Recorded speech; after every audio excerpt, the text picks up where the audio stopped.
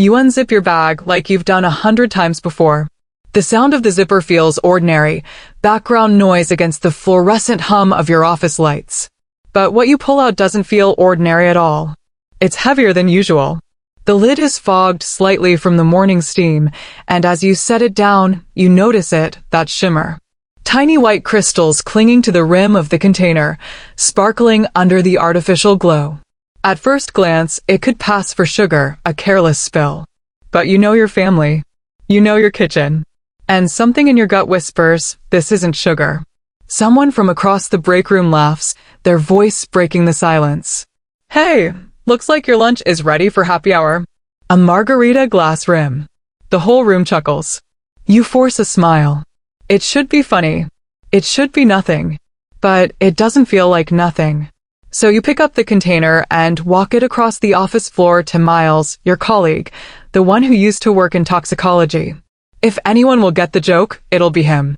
You're expecting him to laugh, maybe shake his head and tease you about your cooking. Instead, you watch the blood drain from his face. His lips press tight. His hands tremble as he tilts the lid under the buzzing lights. Then his voice. Low, urgent, shaking just enough to scare you. Take Rowan to the hospital. Now. Don't argue. Don't ask me why. If you love your son, you'll go. Right now. Your stomach drops. Laughter dies. The chatter around you fades. You're staring at Miles, your pulse racing, and all you can think is, what on earth could he have seen in a lunchbox that made his face turn white? And why does it suddenly feel like your entire world is about to collapse? My husband accidentally sent me my son's lunchbox. What I found totally shocked me. Stay safe. Subscribe to Stories from Jovie right now. If you won't, tell me in the comments why you'd risk missing a warning like this. It hadn't started like this. No, it had started like any other Monday morning in Seattle, Washington. You know the kind. The sky still gray with leftover mist, the faint smell of rain clinging to the streets outside, the comforting sound of coffee brewing in the kitchen. Your home felt alive with its usual rhythm. Graham, your husband, was already buttoned up in his crisp shirt, juggling his phone in one hand and his tie in the other. He muttered about traffic, about a client call he couldn't miss, his words weaving into the same Monday soundtrack you'd grown used to. Your son, Rowan, stood in front of the mirror in the hallway, smoothing his blazer sleeve and checking his hair like he was about to walk into a battlefield, which, in a way, he was. At 26, working as a junior managing director at a financial firm, every day felt like a fight to prove himself. And he carried it on his shoulders, the long nights, the endless reports, the fatigue he always brushed off as just stress. And you. Elise Hart. Mother. Wife. Businesswoman. The anchor in this little storm of a household. You had your own deadlines, your perfume line waiting for you downtown, employees counting on your leadership. But still, every morning you found yourself in the kitchen, pulling things together, packing lunches, double-checking schedules, making sure everyone left the house armed for the day ahead. The smell of toasted bread lingered in the air, mixed with the sharp, almost sweet scent of the lavender candle flickering on the counter. Pots clanged gently, cabinet doors clicked shut, and for a few brief moments, everything felt safe. Normal. But normal can shatter in seconds. And that morning it did. On the counter sat 2 containers. One small, light, barely enough for a quick lunch, Graham's. He always insisted he didn't need more than a salad, something easy between meetings. And one larger, heavier, filled with real food, Rowan's. Pasta, roasted chicken, vegetables. Fuel for long hours staring at spreadsheets and managing deadlines. In the rush of the morning, Graham grabbed the wrong one. He kissed you quickly, muttered something about traffic again, and swept it into his bag. Nobody noticed. Not him, not you, not Rowan. It should have been harmless. A silly mistake, the kind families laugh about later at dinner.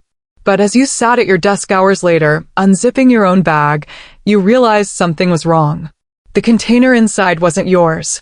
It was too heavy, too large. And when you set it on the break room table and peeled back the lid, your eyes locked on those crystals. Small, delicate, glimmering like frost in the fluorescent light. Curious. Odd. Out of place. You leaned closer. A faint metallic tang prickled your nose, sharp and unpleasant. Sugar rim, huh? A coworker joked. Where's the lime wedge? Laughter rippled through the room. You smiled weakly, but your stomach twisted. Something wasn't right. You picked up the container and walked straight to Miles' desk. Miles Keating was the last person in the office you expected to look afraid. He'd been a toxicology tech for years before switching careers, the kind of guy who always had steady hands and a calm tone. But when he saw that container, the steadiness vanished. He didn't laugh, didn't even smirk. His brow furrowed as he touched the rim with his thumb, rubbed the residue gently, then lifted it close to his face. You watched as his shoulders stiffened, his lips pressed into a hard line. And then he looked at you, his eyes wide, pale, filled with something you hadn't seen in him before. Fear. Elise, he said, his voice low, urgent. Who packed this? My husband, you answered quickly, nerves tightening in your chest. He must have grabbed the wrong one this morning. Why? Miles shook his head, his voice dropping to a whisper. Don't ask me that. Don't ask me here. Just take Rowan to the hospital. Now. Don't waste a second. If you love your son, go. Because if you wait. He swallowed hard, eyes darting to the container as if it might explode. He may not survive the day. Your throat closed. The office chatter fell silent, like someone had muted the world. People exchanged confused glances, but no one dared to joke anymore. You tried to laugh, tried to force out words. Miles, what are you talking about? What is this? But he shook his head again, firmly. I can't explain it here. Just trust me. Don't delay. Not 1 second. You stared at him, your heart pounding in your ears, every instinct screaming that he wasn't exaggerating. This wasn't some weird office prank. This was real. And for the first time that day, the lunchbox in your hands didn't look like food anymore. It looked like a threat. Like evidence. Like the beginning of something you weren't ready for. Miss warnings, miss protection.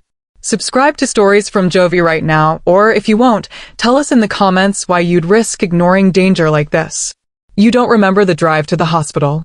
Only the blur of stoplights, the impatient honk of horns around you, and the sound of your own heartbeat thundering in your ears. By the time you pull into the emergency entrance, your hands are slick against the steering wheel. Inside, the reception desk feels too bright, too sterile. The nurse glances up, her glasses sliding down the bridge of her nose as you blurt it out. Food sample, possible contamination. My son ate from the same container. He needs to be checked now. Her eyebrows lift, not in surprise, but in focus. She presses a button, and within seconds, another nurse wheels out a cart. A sealed plastic bag is handed over, the lunchbox, now evidence, tagged with the time, your initials, and a bold red sticker, chain of custody. Do not tamper. They move Rowan quickly, quietly. A cuff tightens around his arm, a thermometer beeps, blood vials are labeled with black marker. You watch as a nurse slips the container into a locked bin, then passes it through a window toward the lab, every motion deliberate, practiced, precise. The room around you smells faintly of antiseptic and coffee from a forgotten cup on the counter. The beeping monitors echo like a metronome of dread. And as Rowan sits there, pale under the fluorescent lights, you wonder if the fatigue he's been brushing off for months hasn't been stress at all. They lead you to a waiting area, beige chairs, muted TV screens, the hum of an air vent rattling in the ceiling. A headline scrolls across the bottom of the news broadcast. Toxic chemical spill investigated at a Seattle warehouse. No injuries reported. Just background noise, but the word toxic slams into you like a warning bell. You sit. You wait. Minutes stretch like hours. Every tick of the clock feels like a dare. What if you're too late? Finally, a man in a lab coat appears in the doorway, holding a clipboard with the lunchbox label attached. His expression is careful, too careful. He clears his throat. There's an unidentified particulate along the rim, he says, his tone clipped but urgent. Not food residue. Crystalline structure, consistent with a metalloid. Possibly arsenic-based. We're paging toxicology now. The word hits you like a punch to the chest. Arsenic. He continues, but your ears ring, catching only fragments, Dangerous if ingested, long-term exposure, further confirmation needed. You whisper the question before you can stop yourself. Is my son going to be okay? The lab tech hesitates. His eyes soften just slightly. We caught it early. That's the best thing that could have happened. But we'll need more tests. You should prepare yourself. It could explain everything he's been experiencing. And there it is, the seed of doubt, watered into fear. Could this really be the reason Rowan's been sick for months? You'd want alerts first, wouldn't you? Subscribe to Stories from Jovie so you don't miss the next turn in the story. If you won't, then at least say why in the comments, because silence won't protect anyone. You lean back in the waiting chair, your eyes fixed on the floor, and your mind floods with flashes. Rowan rubbing his temples at the dinner table, saying the office lights gave him headaches. Rowan pushing his plate away, saying his stomach hurt, but it was probably nothing. Rowan falling asleep on the couch in his work clothes, pale against the fabric, dark circles under his eyes. You'd thought it was stress. Everyone works themselves to exhaustion at his age. Doctors gave him vitamins, told him to sleep more, drink water, cut back on coffee. And you believed them because you wanted to. But now, sitting in this waiting room, you replay every one of those nights with a sickening new lens. What if it wasn't stress? What if it was poison working its way into his body one bite at a time? And then the money context flickers into your thoughts, sharp and uninvited. The business expansion Graham has been fighting for. The insurance policies you reviewed together just last month, updating beneficiaries, shifting percentages. Rowan had joked about it. Guess I'm worth more dead than alive now, huh?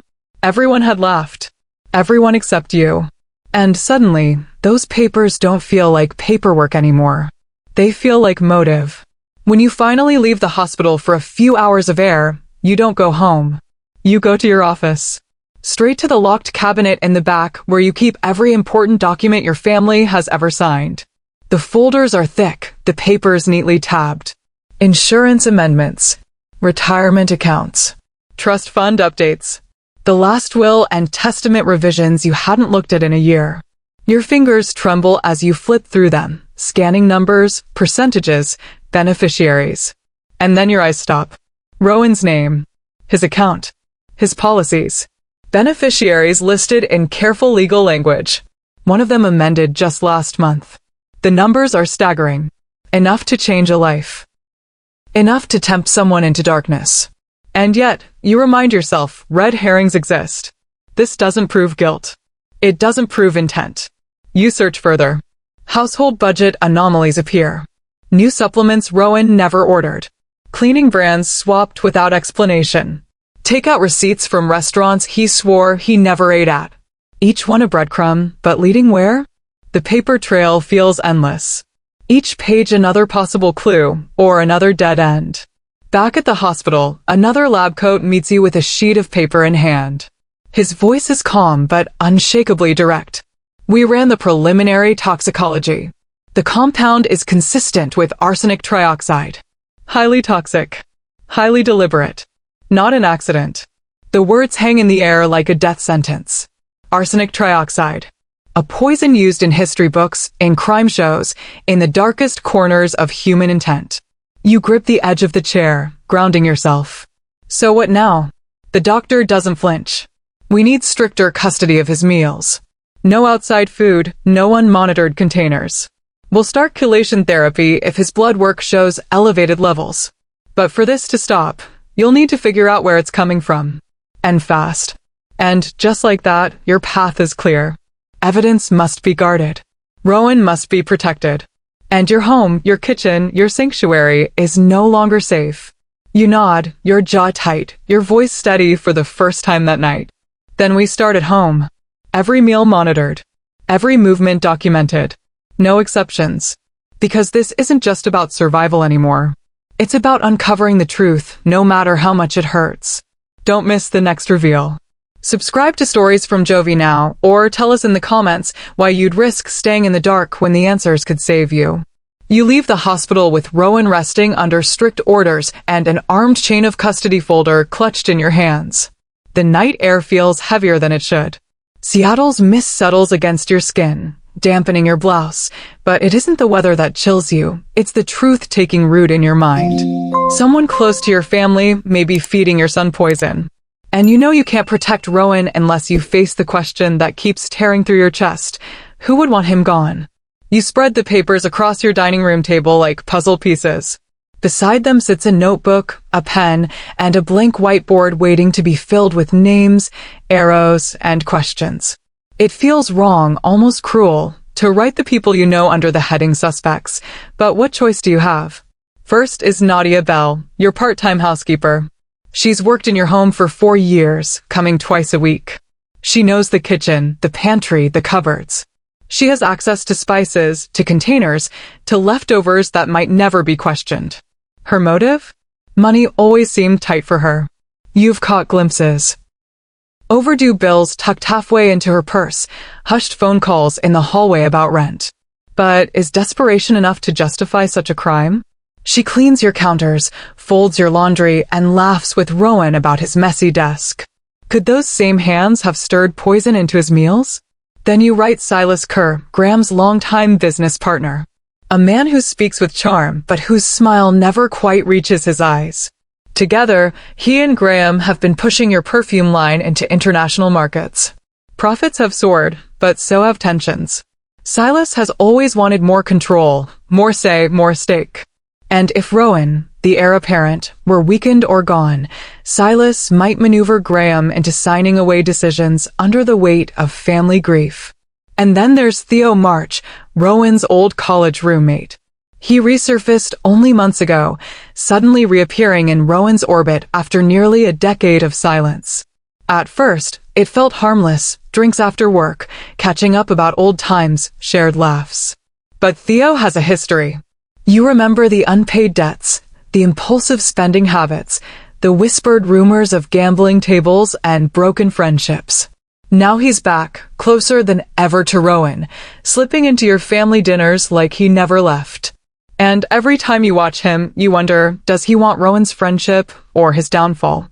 Finally, you jot down Ivy Beaumont, your neighbor 2 doors down.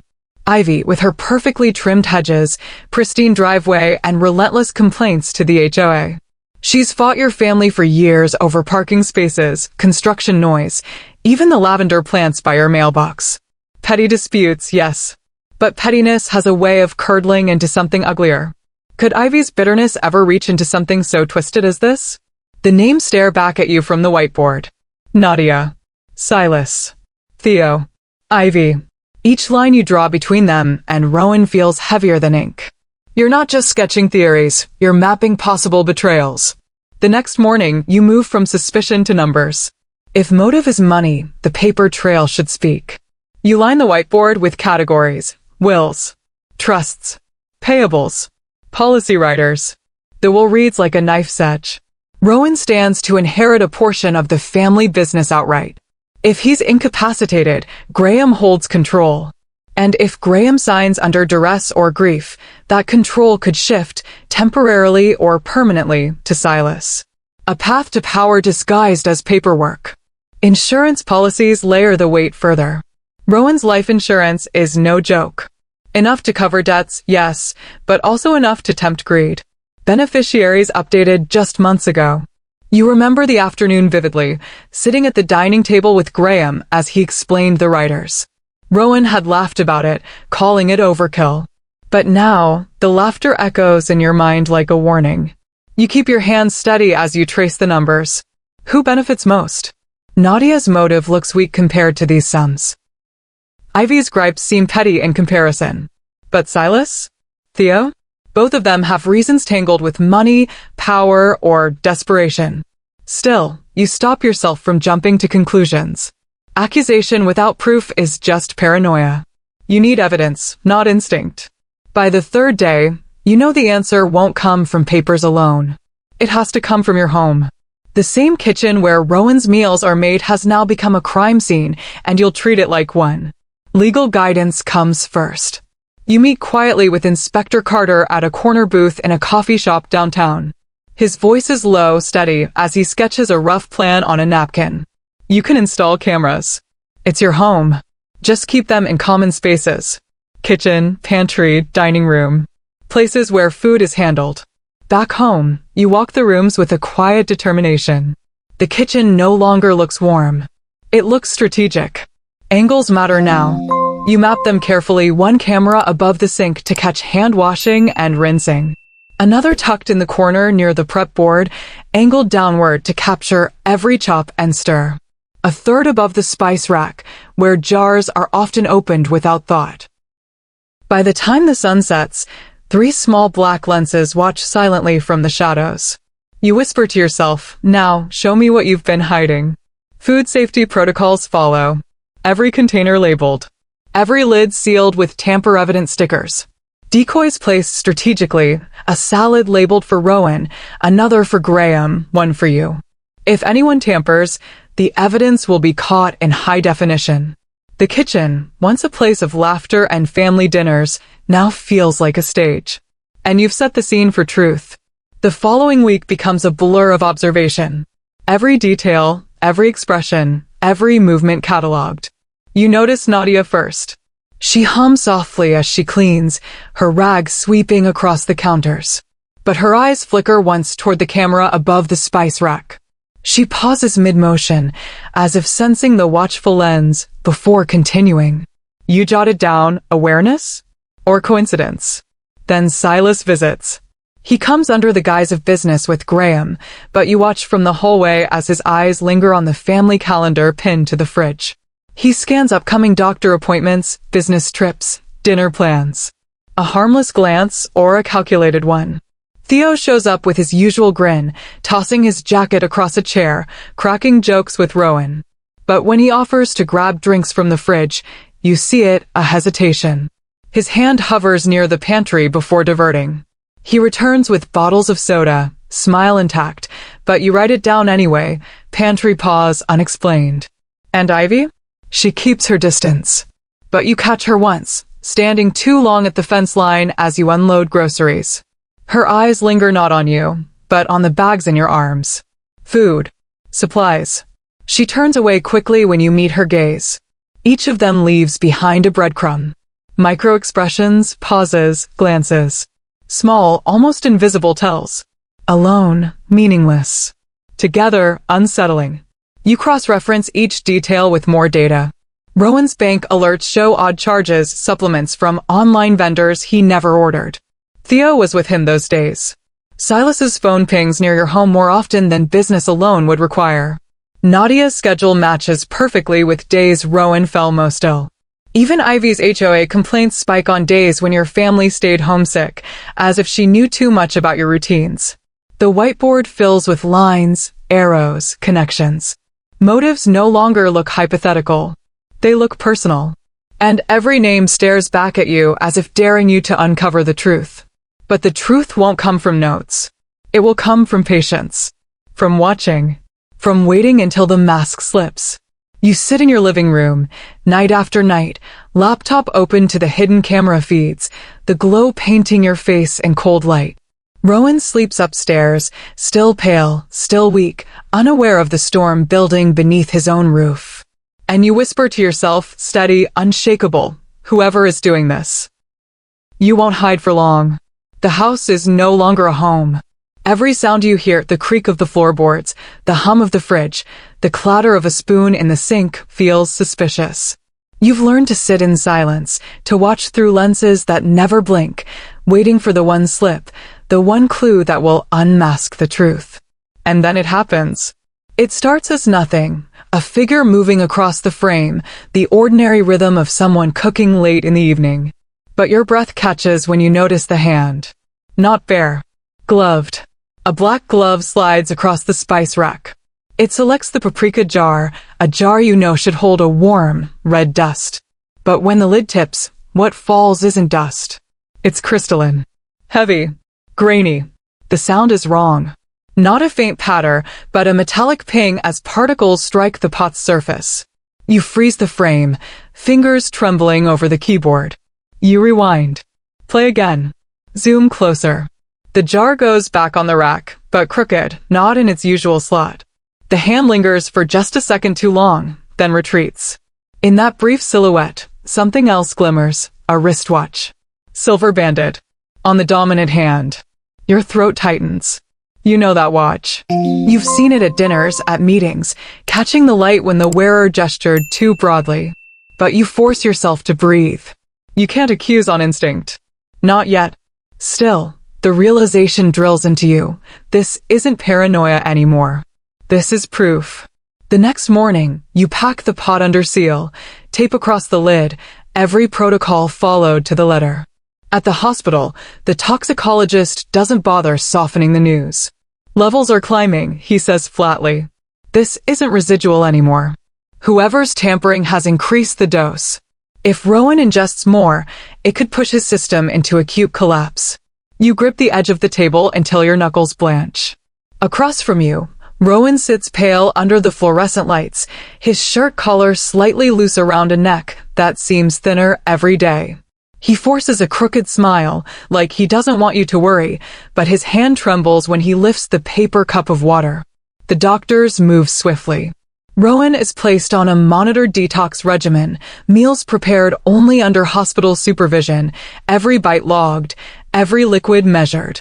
They outline a strict protocol, chelation therapy if needed, supplements to flush toxins, daily labs to track the poison's grip loosening in his blood. But beneath their calm instructions lies an urgency you can't ignore. The enemy isn't slowing down. The enemy is accelerating. You can't just wait. You need to push back, to shake the ground under whoever is doing this. So you stage your move. That evening, you sit at the kitchen table, phone on speaker, voice loud enough to echo through the hall. Yes, you tell your attorney, I'd like to schedule a consult. Charitable trust. I want 80% of the estate tied to philanthropy. Drafted this month. Your words slice through the air. They're bait, plain and sharp, and you know it. You set the phone down, heart hammering, and pretend to leaf through old files. But your ears catch the smallest details. A door closing upstairs, footsteps pacing, the sudden mechanical whir of a shredder starting. The sound is frantic, paper fed too quickly, blades groaning. Later, faint clicks. A phone screen locked after a call that lasted longer than it should have. You imagine web history scrubbed, evidence deleted, hands trembling on a keyboard. You've rattled them. You can feel it. 2 nights later, you sit hunched in the dark, laptop glow painting your face in cold light. Midnight passes. Then it happens again. The figure enters the kitchen, this time barehanded. They move fast, as if they've rehearsed. A saucepan lid lifts, steam rising into the lens. A small bottle appears. Its liquid glugs softly, spilling into the pot. Not oil. Not broth. The cap twists back on, but you see the mistake. The label doesn't match. The cap they replace belongs to olive oil, yet the bottle in hand is something entirely different. They stir twice, methodical. The spoon clinks against the side of the pot. Then, as smoothly as they entered, the bottle vanishes into a tote bag. You exhale shakily. There's no denying it now. Not a trace. Not an accident. Intent. Malice. The next morning, you swab the rim yourself, gloved and careful, following forensic protocol the police liaison drilled into you. The cotton tip darkens faintly. You seal it in plastic, mark the evidence tag, and sign the custody line with shaking hands. You're no longer a mother trying to convince herself. You're a witness building a case. By dawn, you're back at the precinct, sitting in a sterile conference room. The hum of the vent is the only sound until Inspector Carter leans forward. You've got enough to suspect, he says, his tone even. But suspicion won't stand in court. Denials can still bury this case. We need something undeniable. Your voice breaks sharper than you intend.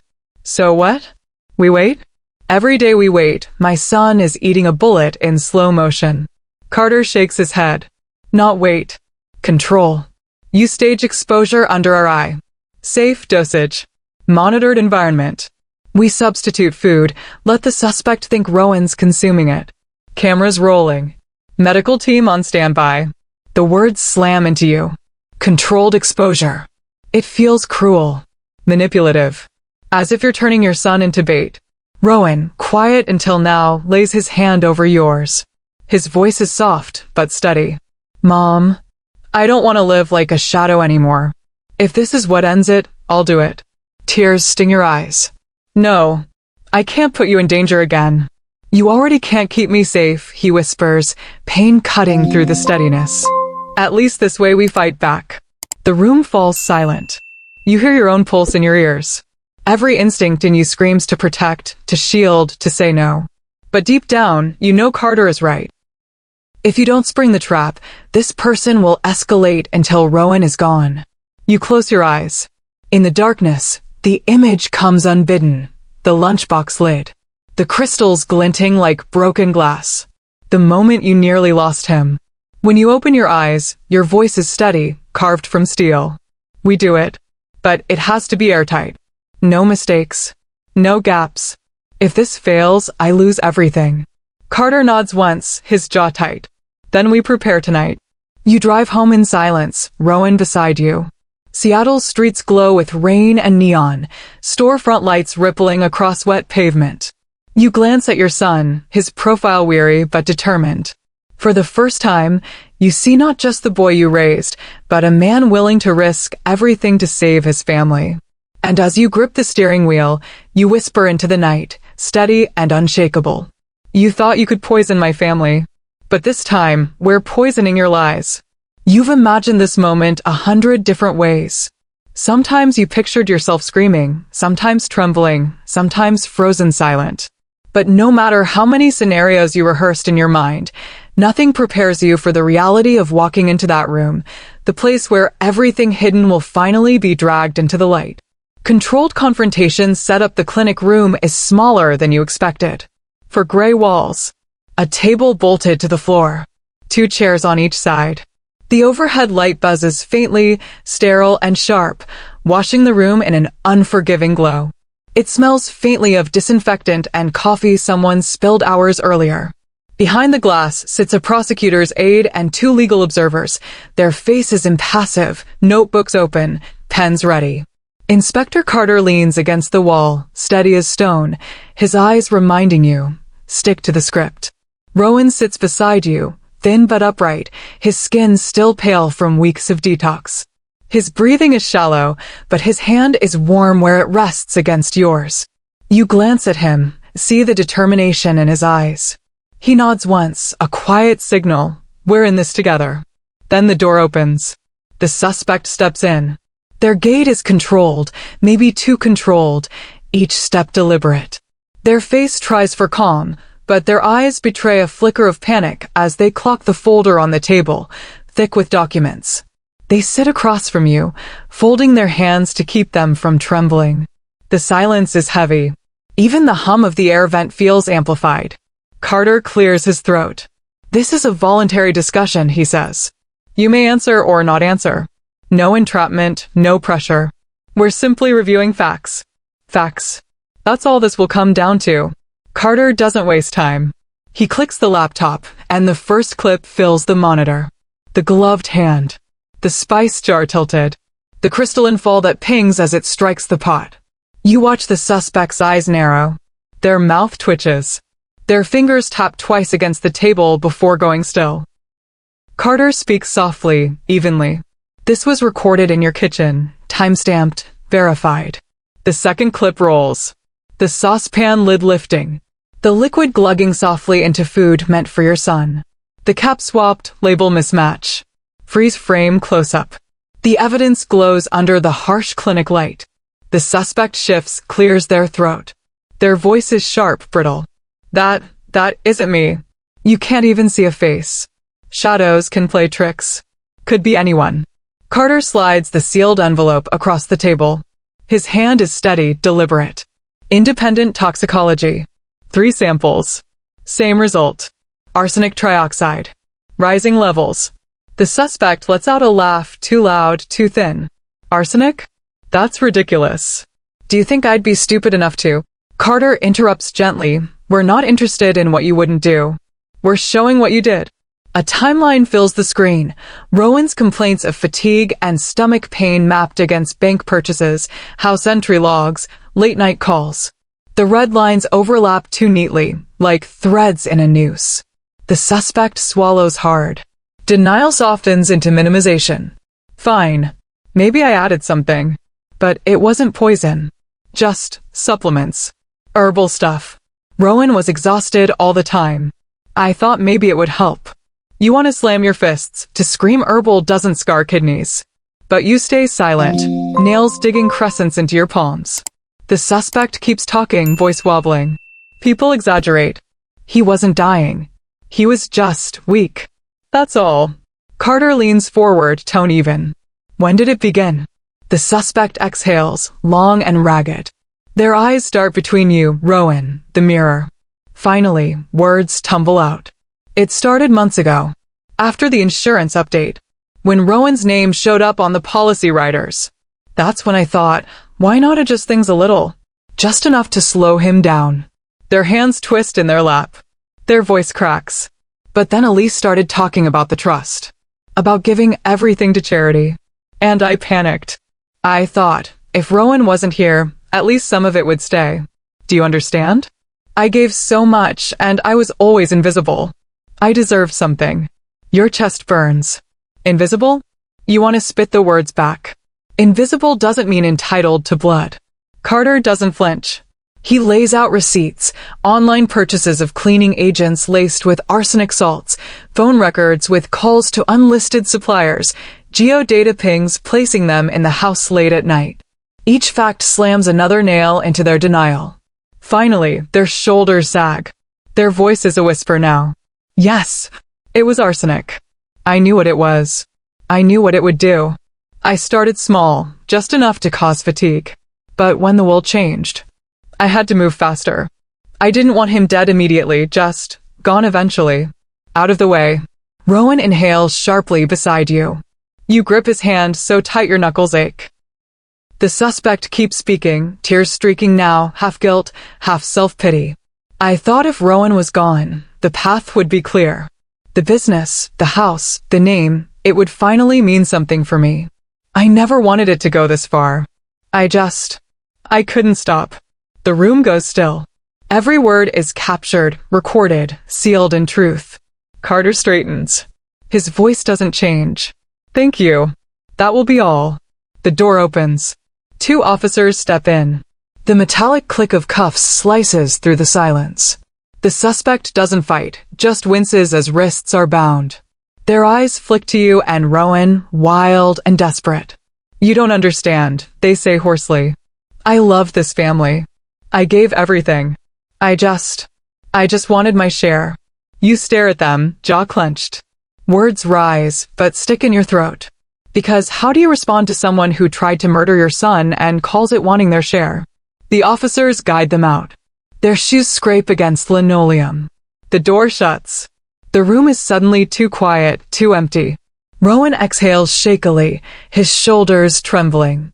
You turn to him, brush a hand through his hair, and whisper, it's over. But in your heart, you know it isn't.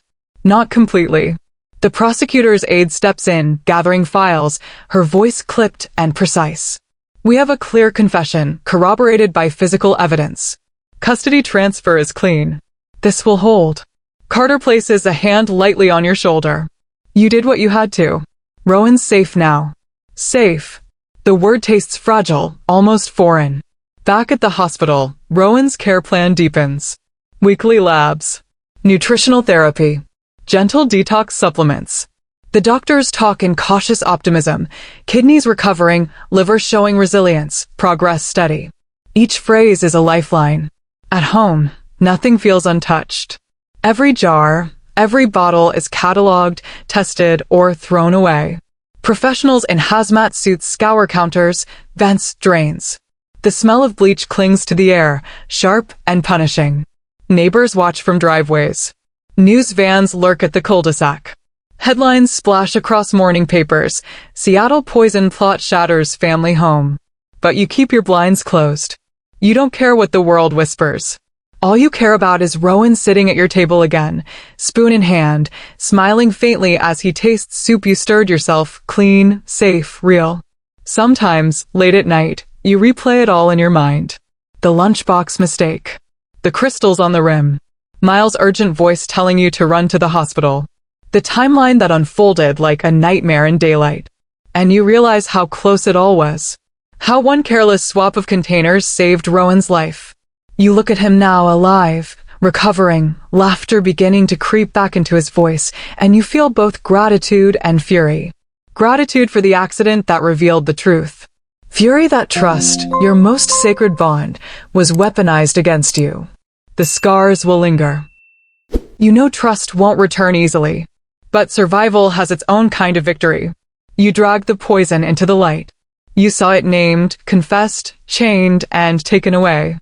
And as you sit with Rowan under the warm glow of your kitchen light, steam curling from safe food, you whisper a vow the world will never hear. Never again. No one will ever harm this family without facing me first. You learn that healing doesn't happen all at once. It happens in tiny, stubborn inches. The doctors draw a roadmap on a whiteboard for you and Rowan, boxes, arrows, and dates that look like a train schedule back to normal life. They tell you to think in weeks, not days, in markers and milestones instead of miracles. So you start there. You memorize the rhythm. Morning vitals, afternoon labs, evening journaling. You count victories the size of raindrops. At first, he's tired all the time, a kind of bone-deep weariness that dims his eyes and slows his speech. You watch the nurses hang clear bags on the four-pole, chelation meds measured with the precision of a jeweler. They speak softly about steady excretion, about target ranges, about the body's patience. You sit in the recliner beside his bed, pen hovering over a small notebook, and you record what matters. Breakfast finished, no nausea, blood pressure stable. A joke cracked at 2:17 p.m. The small things become your compass. By the second week, you can see it, the slow lift. Headaches that used to arrive like storms now pass like brief showers.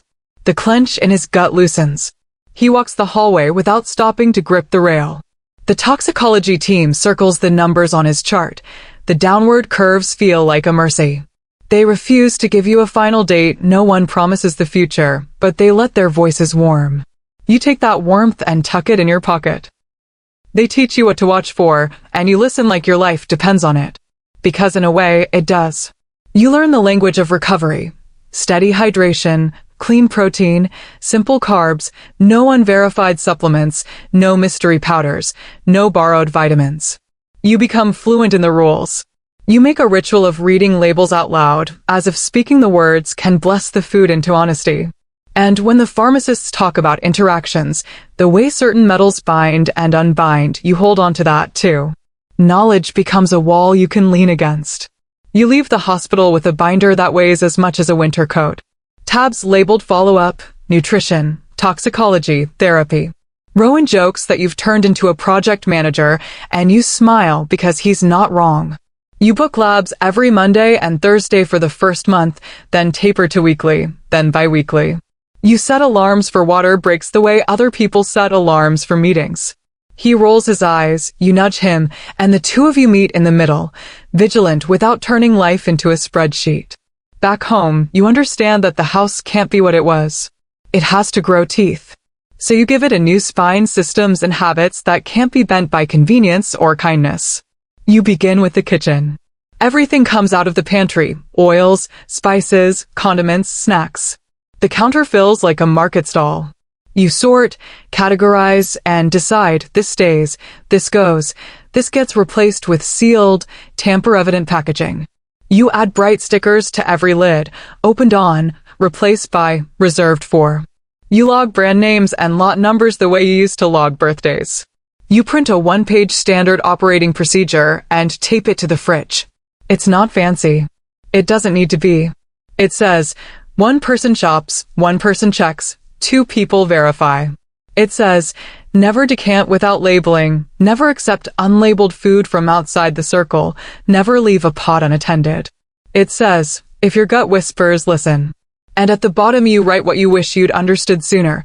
Trust is precious, verification is love in action. You change how the house opens and closes. The old lock becomes a keypad with unique codes. Packages sit on the porch until you can inspect them together. A simple logbook rests by the door where visitors sign their name and the reason they came. You never thought you'd want a record of who crossed your threshold, but now the record makes you breathe easier. Not because you expect harm, but because you honor the cost of ignoring it. Paperwork, the kind that used to live in a drawer you barely opened, moves to the kitchen table. You call the attorney and redraw the lines that got blurred. The policies that once looked like future planning now carry the weight of motive, so you restructure with fresh eyes. Not out of fear, but with intention. You build in approvals, never one signature when two make sense. You update beneficiaries and appoint a neutral co-trustee who can't be swayed by tears or threats. You fold in a durable power of attorney that locks against coercion, one that requires a team to turn the key. It's not romantic. It's protection. And then there's the world outside, the world that talks. News vans angle for a shot at the end of your street. Neighbors swivel in their driveways, half concerned, half curious. You learn quickly that a no comment isn't rudeness, it's a boundary. When a reporter calls, you don't explain, you don't defend. You read a single sentence you wrote with care. Our family is focused on healing. We appreciate privacy. The legal process will speak for itself. Then you hang up and make lunch. At the company, rumor tries to fill the silence. You know how rumors work. They feed on vacuum and embellish with fear. So you give people enough light to see where they're standing. You gather your team, you speak plainly, you don't invite speculation. You say the words you need them to hear. Rowan is recovering. Operations continue. Integrity does not bend to scandal. You watch shoulders lower a fraction. You feel the room exhale. Work does not fix pain, but work steadies the floor. You also admit that you cannot carry this alone. You bring in people who do nothing but carry for a living. A therapist whose office smells like cedar and peppermint starts with the basics: sleep, nourishment, breath. They tell you what trauma does to time, how your body can be home again. Rowan sits with a counselor who understands the math of betrayal, how to count forward without miscounting the past. On Tuesdays, you join a group you never knew existed, people who have walked through the unthinkable, and you let your guard down in a room where no one asks for context. You cry once, twice, then find yourself laughing at nothing, and the relief feels like rain after weeks of smoke. You make a list on a small index card and slide it behind your driver's license: poison control, your attorney, your therapist, the clinic. You save the numbers in your phone, too, but the card matters because it feels old-fashioned and solid. You give Rowan a card for his wallet and another for the glove box. You aren't inviting disaster. You are refusing to be helpless. Days tick forward. One afternoon, you catch Rowan humming in the kitchen while he slices apples. It stops you cold, not because it's unusual, but because it used to be normal. He looks up, cheeks a little pink, sheepish. "Caught me," he says, as if happiness were contraband. You smile and answer in the only language that makes sense: "Keep going." He does. You let more people in again, carefully. A neighbor who brought soup when the sirens came sits at your table, and you talk about everything except the case. A colleague drops off flowers and leaves without stepping inside because she understands the kind of kindness that respects the porch. One Saturday, you invite two friends for coffee and set out mugs and store-bought pastries you unwrap together. You make a ceremony of it, quiet, simple, safe. The sound of spoons and mugs is suddenly the most beautiful sound you know. The house itself changes its posture. It no longer feels like a corridor of alarms. It feels alert in a softer way, awake without being afraid. You leave the kitchen light on at night sometimes, not because you're worried, but because that warm square spilling down the hall says, "This is our place. We are here. We are okay." The dog lies by the back door again. The clock in the foyer ticks like a heartbeat you trust. It would be easy to turn vigilant into suspicious, to turn prepared into hardened. You refuse that path.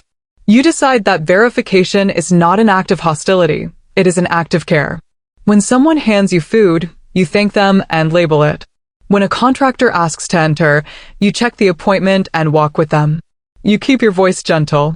You keep your boundaries firm. You practice the art of no with kindness that doesn't apologize for existing. On a rainy evening, you take out the binder from the hospital and turn to the last tab: education. You read through the bullet points one more time: signs of exposure, safe storage practices, what to do when something feels off. You write the essentials on a sticky note and place it inside the cabinet door above the stove, where you'll see it without announcing it to every guest. You whisper a promise to the quiet room. You will never be careless with life again, not yours, not anyone's. Rowan returns to work part-time, then full-time. People clap when he walks into the conference room, and he blushes, then grins, then puts his head down and gets to it. He is not a martyr.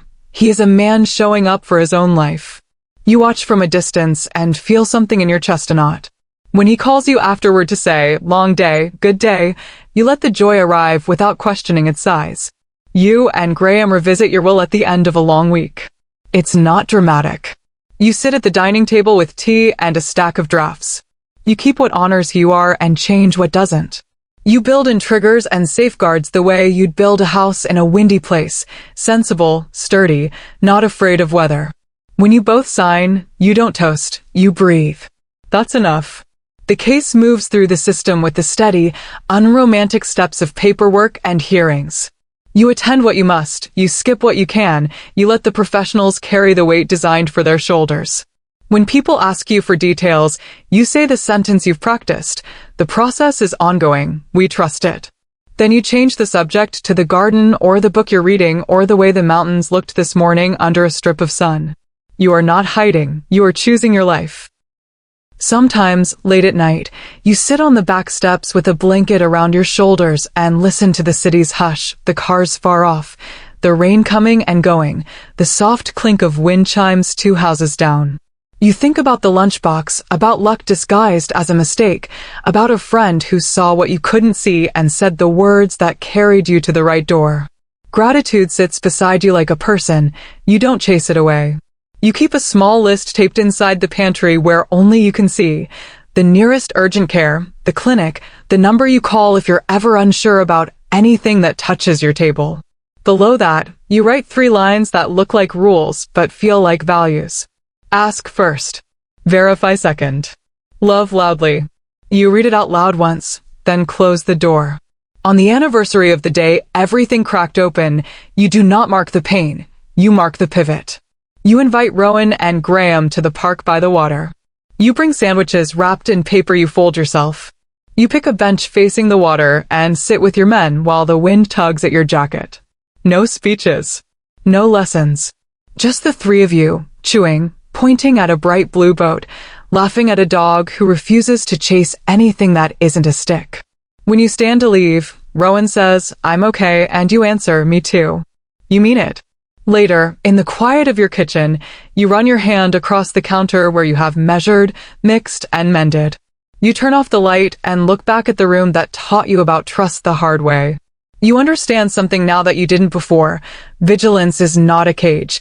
It's a gate you keep, and gates can open when you decide it's safe. You climb the stairs, pause at Rowan's door the way you used to when he was small. Listen for the steadiness of his breath. You find your own study, the kind that fills your lungs without asking permission. In bed, you lace your fingers with Graham's. Neither of you speaks. You don't have to. The house says the rest. You are not who you were before this began. You are braver and softer and strangely kinder to yourself, to the people who show up right, to the time it takes to heal.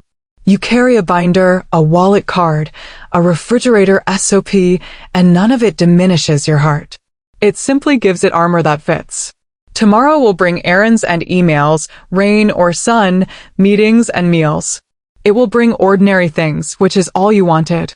When it does, you'll greet them with the quiet authority of someone who has walked through fire and learned how to tend it. You will boil water for tea, read a few pages before work, answer a message from a friend who's checking in not because she's curious, but because she cares. And when you stand in your kitchen to make dinner, you'll do what you always do now: open, check, label, share. You survived. You rebuilt. You chose clarity over fear, boundaries over secrets, and love with a backbone. And as you move through the rooms of your life, you carry the knowledge that saved you. Trust what you see, protect what you love, and when your instincts whisper, listen. You made it through the storm. The arrests, the betrayals, the endless hospital nights, they're behind you now. But an ending without lessons is just another story forgotten in the shuffle of daily life. And you and I both know this story can't be forgotten. Not for you, not for Rowan, and not for anyone watching who feels that same knot of unease in their gut. So let's break it down, not as headlines or drama, but as survival. 5 practical takeaways. First, chain of custody for food. If this ordeal taught you anything, it's that food is both nurture and vulnerability. You think of meals as love wrapped in flavor, but what if it's laced with harm? Never again do you accept a container without tracing its journey. You picture yourself labeling bags with timestamps, keeping photos on your phone as proof, even noting who handed you what. It sounds paranoid until you realize it's protection. Food needs the same custody you'd give to medicine or money. Second, baseline health logs. Remember how Rowan's complaints were brushed off as stress? Stomach cramps, headaches, fatigue. You told yourself it was workload. Doctors shrugged. But looking back, you see a breadcrumb trail. If only you'd kept a record, a daily log of his energy, his meals, his symptoms, you could have spotted the pattern. Now you keep a simple notebook, nothing fancy. You jot weight, mood, digestion, sleep quality. It feels tedious some days, but you know if those symptoms creep back, you'll have evidence that can't be dismissed. Third, financial transparency protocols. Money was the silent engine in this nightmare. Insurance riders, inheritance clauses, updated beneficiaries, paperwork that looked harmless, but carried motive sharper than any knife. So you learn, finances must breathe in daylight. You talk through accounts openly with trusted counsel. You audit who benefits from what and when. You no longer allow sealed envelopes or just sign here moments. Transparency is armor. When money is hidden, suspicion festers. When money is open, motive shrinks. Fourth, home camera legality 101. You never wanted cameras in your home. Home was supposed to be refuge, not surveillance. But survival demanded eyes where you couldn't be. Still, there's a line. Laws differ, privacy matters. You learn to do it right, consult legal experts, post clear notices, restrict feeds to secured devices. Cameras aren't about paranoia anymore. They're about peace of mind. They become the silent witnesses that tell the truth when memory fails. Fifth, when to escalate to authorities. For too long, you carried the weight alone. You tried to rationalize, to wait, to hope the nightmare would dissolve by morning light. But danger doesn't dissolve, it compounds. You realize the turning point wasn't discovery, but escalation. Walking into that precinct, handing over evidence, trusting law over silence. It was terrifying, yes, but necessary.